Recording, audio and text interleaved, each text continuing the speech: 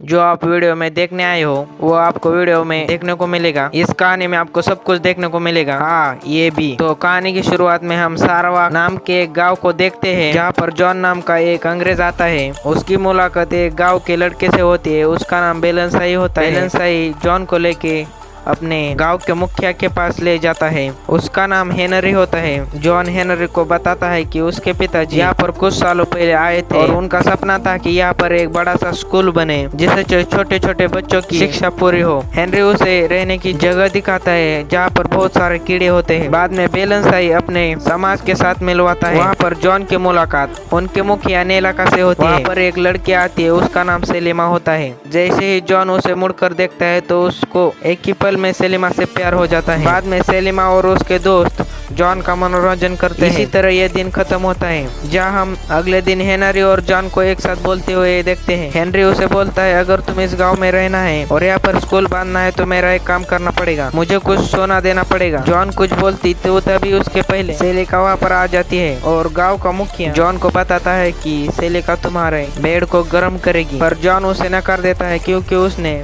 ठाम लिया होता है कि शादी होने से पहले वो किसी के भी साथ रात नहीं बिताएगा। पर जबरदस्ती सेलिका को वहाँ रखा जाता है, परंतु जॉन उसकी तरफ देखता भी नहीं है। बाद में जॉन हेनरी को कुछ सोना दे देता है। रात में जब सेलिमा जॉन को अपनी भाषा समझा रही थी तब सेलिमा जॉन के करीब जाती है, पर जॉन अपने आप को संभाल लेता है और सोने चला जाता है। तभी सेलिमा कहती है, अगर तुमने शादी से पहले कुछ नहीं किया तो तुम शादी के बाद अपने बेबी को खुश नहीं रख पाओगे। पर जॉन उसे सोने के लिए कह देता है। फिर अगले दिन बेलनसाई वहाँ पर आ जाता है और बोलते ही बोलते उन दोनों में अंडर वाटर चैलेंज लग जाता है। ये चैलेंज सारा तबेला देख रहा था।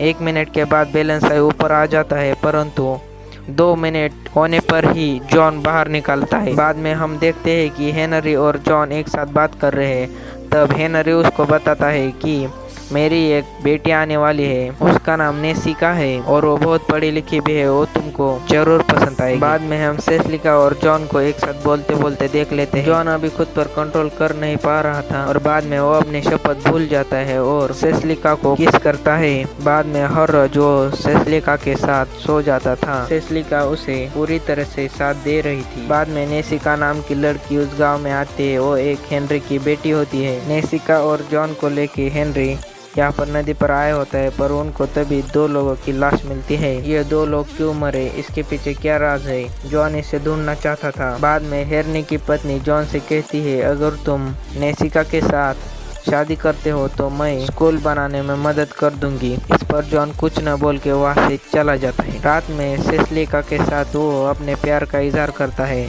पर सेसिका उसे नकार देती है और ये कहती है कि सभी का बेड गर्म करना ये मेरी मजबूरी है, तुम मुझसे शादी नहीं कर सकते। बाद में सेसिका और जॉन के बारे में सबको पता चल जाता है कि वो एक दूसरे से प्यार करते हैं। सेसिका की मुखिया इससे बहुत नाराज होते हैं और उसे बंदी बना लेते हैं, क्योंकि उनके रीति रिवाज में सिर्फ मेहमानों के बेड गर्म करने के लिए उन्हें वहां पर भेजा जाता है, ना कि एक दूसरे से प्यार करके शादी करने के। जैसे ही ये बात जॉन को पता चलती है तो उसे छुड़ाने वहाँ पर चला जाता है। उसके पीछे पीछे हेरनी भी आ जाती है। हेरनी और दूसरे गांव का मुखिया सेसिका से बोलते हैं, अगर तुमने जॉन को यहाँ से जाने के लिए नहीं कहा तो हम उसे मार देंगे। गोरे में सेसिका वहाँ से जॉन को जाने के लिए कहती है। बाद में हम कुछ सालों के बाद देखते हैं नेसिका और जॉन की शादी हो चुकी है। हनीमून के दिन नेसिका जॉन को बोलती है कि मुझे सेलिमा और तुम्हारे बीच जो कुछ हुआ सब कुछ पता है, पर मुझे इस बात से कुछ फर्क नहीं पड़ता। कुछ दिनों बाद नेसिका और जॉन फिर से वही गांव में जाते हैं।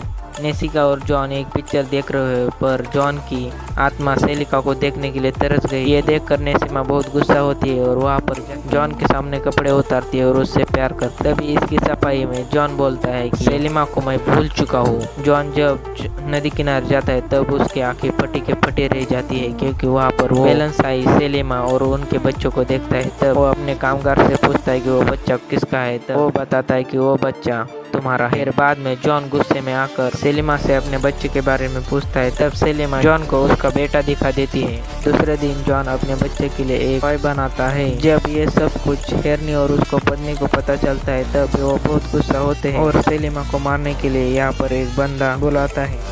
तब नेसिमा उसे बोलते हैं कि मैं तुम्हारे प्यार के आगे हार गए, मैंने तुमसे कभी प्यार किया ही नहीं था। ये सुनकर जॉन बहुत खुश होने लगता है और उसको गले लगाता है। जॉन को अभी यह बात पता चल गई थी सेलिमा की जान को खतरा है। तब वो सेलिमा को ढूंढने के लिए जंगल में निकल जाता है। जंगल में बहुत ज़्यादा ढूंढने के बाद सेलिमा उसे मिल जाती है, परंतु वहाँ पर वो बंदा रहता है जो सेलिमा के साथ बहुत गलत हरकतें करता है। जॉन उसे रोकने की कोशिश करता है, परंतु जॉन उसमें फेल रहता है। परंतु कुछ आदिवासी तब तक उसकी मदद कर देते हैं और जॉन को बचा लेते हैं। बाद में जॉन, सेलिमा और उनके बच्चे बहुत खुश रहते हैं।